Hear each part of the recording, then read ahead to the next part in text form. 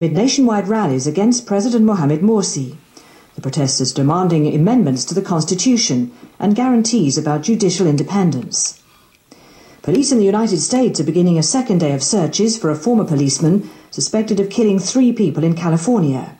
Christopher Dorner said that he'd gone to war with the Los Angeles Police Department, where he worked before being dismissed in 2008.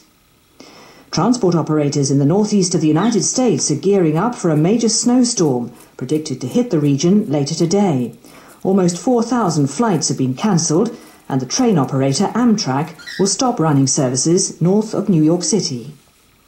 French troops who are trying to clear northern Mali of Islamist forces have taken control of the northern town of Tessalit near the border with Algeria.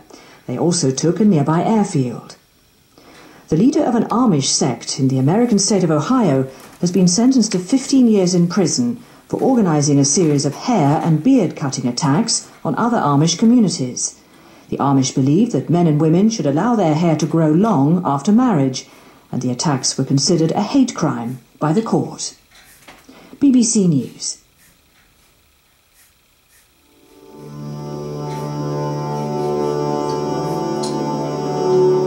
BBC World Service. I'm Mike Williams with the Y Factor.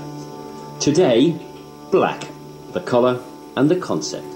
My perception is black because it's total nothingness. It's a very luminous black, and it's also painted with a great deal of freshness, so that gives it a kind of vitality that's quite unexpected. Black stands for fascism, black stands for jazz, black stands for modernity, black stands for law and order. It has been used to convey many different things.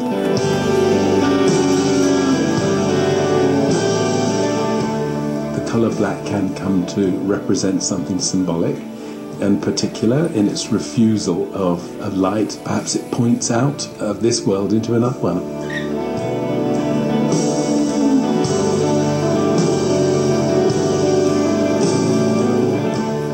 Everyone knows what black is. We recognise it instantly. It's a simple thing, just an absence of light. But across the planet and throughout history, we've assigned great meaning to that absence. In literature and culture, black is a powerful word, and often not a positive one. Let's start today with Dennis Huckle. He's 64 years old and he lives in the English Midlands, but his world is black. I've always been totally blind, so therefore have never seen colours other than, I suppose you could say, black, because black is what I would consider to be dark. So of course I can't see light.